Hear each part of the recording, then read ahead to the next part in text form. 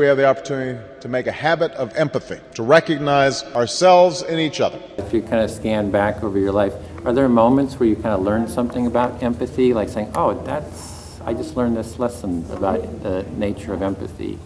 And if you could recount that experience. Yeah, the first time I ever met someone who had studied nonviolent communication, and I was talking to her about a relationship struggle that I was involved in, and she heard me in a way that was just so different. I had never seen anyone verbally respond to me in the way that she was doing it, and it was extraordinary.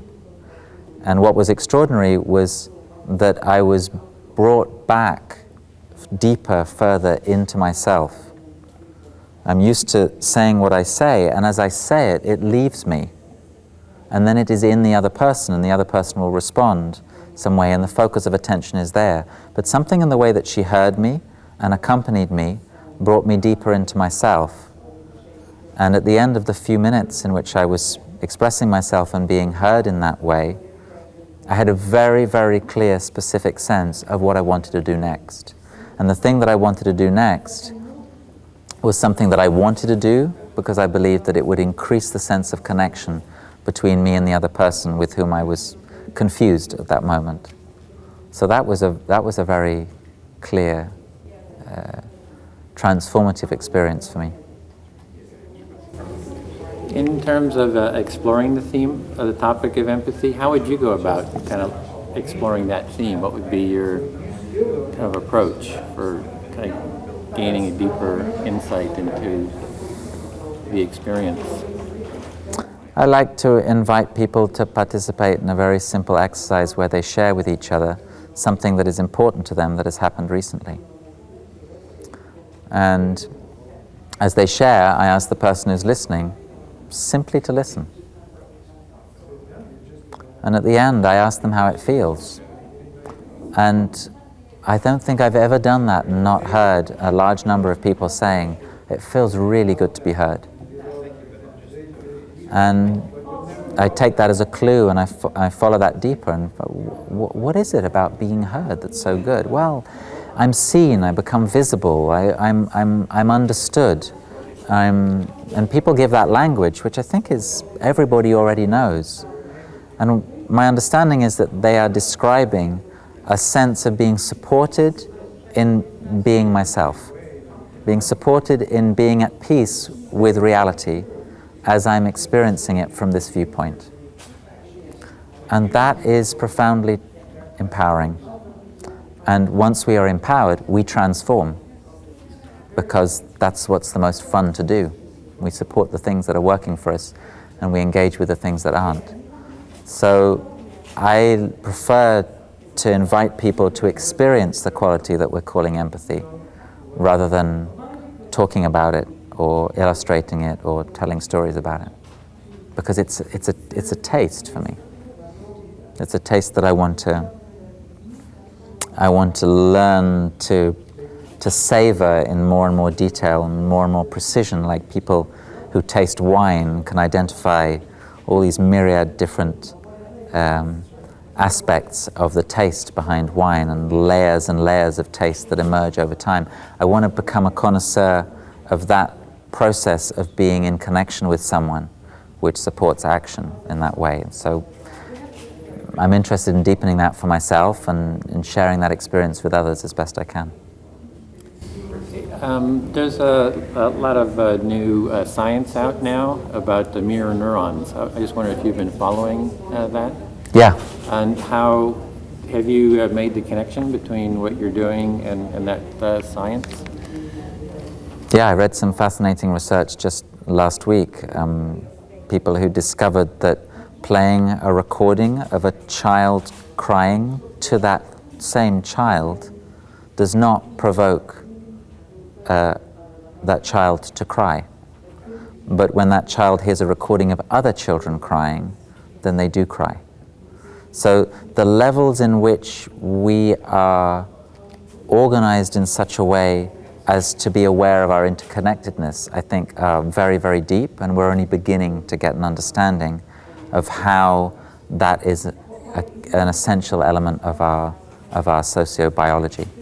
So I think it's absolutely fascinating. I want to keep following the experiences that these scientists are investigating, and keep learning about it, and keep being stimulated by the questions that this is bringing up.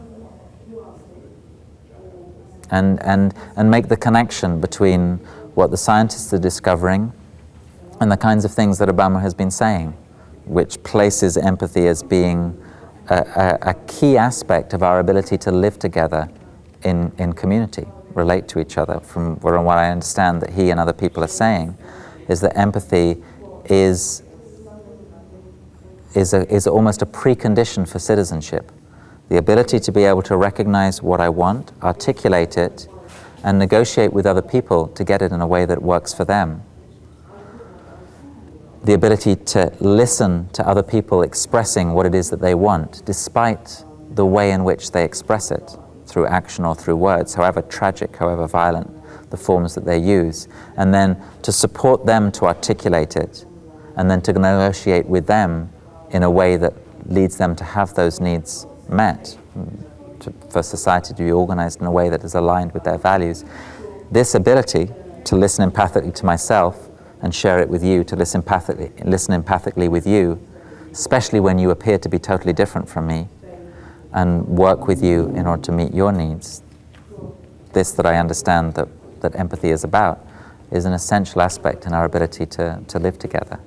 And I see, similarly as Obama does, that part of the problem that we're experiencing at the moment is that there is a gap in our ability to do that on a daily, personal, interpersonal, and social basis. There's a gap between our ability to do that and the society that we want to live in. It's not sustainable to live in the way that we're doing unless we recover this ability to see each other as being human, first of all. I'm really interested in the creation of social structures that support the emergence of empathy as the logical next step between people who are living together. So I love the way in which for want of a better word, the personal growth culture over the last few decades has investigated the question of empathy, made it its own, and started to develop it as a skill. But I don't actually experience it as a skill. The artificiality implicit in skill is something which is at odds with the authenticity which I experience when real empathic change occurs. So, as I'm interested in us building capacity through personal practice, I'm also really interested in what is a school that supports, that makes it logical for empathy to be the next step that I take in my day-to-day dealings. What does that school look like?